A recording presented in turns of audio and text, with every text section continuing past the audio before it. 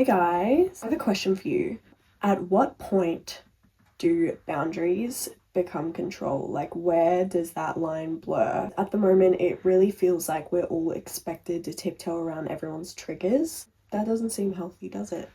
Like, there's a difference between boundaries and control. Obviously, a boundary could look like something like, if we're arguing, don't yell at me. And control, disguised as a boundary, could be something like, don't disagree with me or don't argue with me. I've got my notes here with me today because this is a very complicated topic and I want to make sure I'm staying on track. You know, when you're very passionate about something, it's very easy to go off track. To define the two, to make it really simple, a boundary is there for self-regulation and control is there to outsource that regulation, basically to avoid having to self-regulate. A boundary looks something like I will or I won't do something, and control looks like you will or you won't do something to save my feelings.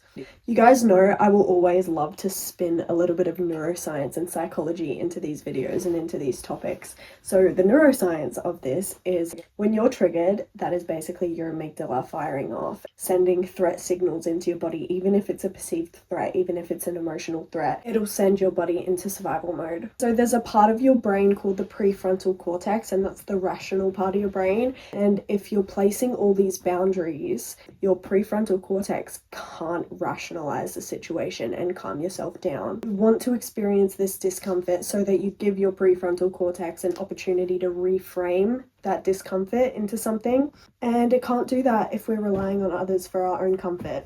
Every time you self-regulate, new neural pathways are being built so it's easier to self-regulate, and that will in time make you more resilient.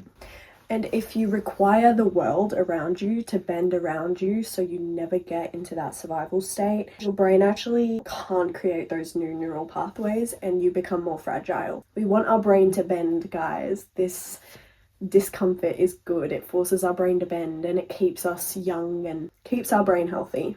Little bit of a psychology aspect. When you're dealing with trauma, your brain will mistake discomfort for danger. Yeah, that's when your amygdala gets fired and wired, and that's when you need your prefrontal cortex to rationalize everything and calm you down. Placing boundaries that are actually controlling other people is just going to prevent you doing that.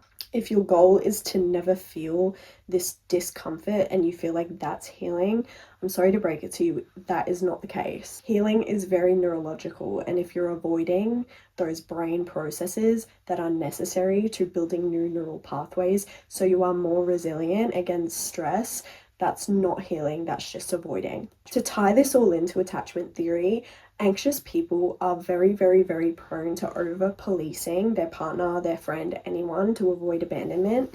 And on the flip side, the avoidance usually place these boundaries as a way to withdraw, but using boundaries as a cover, if that makes sense. To show you some examples of what boundaries can look like versus control in the same kind of situation. Let's say there's music playing at a party and you don't really like it, or it's overstimulating you, or just, you know, you feel uncomfortable with the music.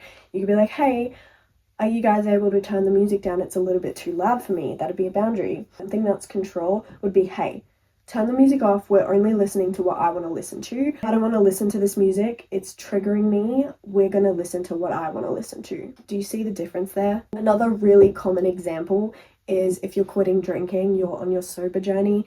A boundary around that could look like, oh, I'm not going to bars, guys. Like, I'm sober. I'm just not going to put myself in that environment. Control in that same scenario could look like, hey, I'm sober. Don't drink around me. Don't drink anywhere near me. Don't let me know that you're drinking. It's going to trigger me. It's going to make me want to drink.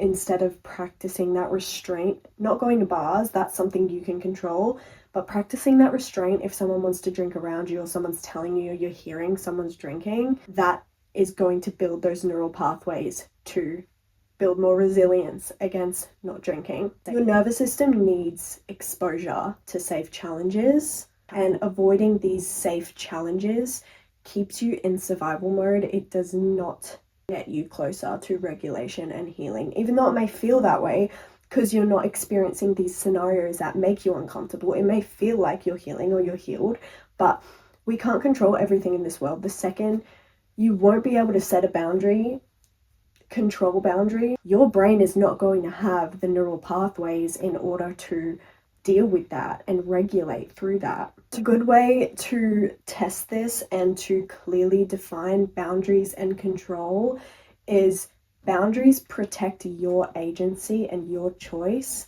and control takes away someone else's agency and takes away their choice for your comfort.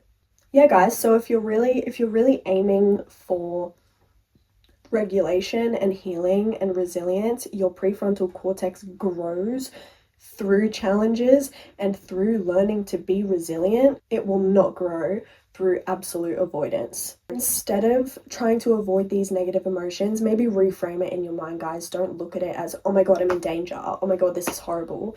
Negative emotions and adversity is part of the human experience, and you can instead use those negative emotions to learn more about yourself, learn more about your triggers and your past, why you're getting triggered by these things.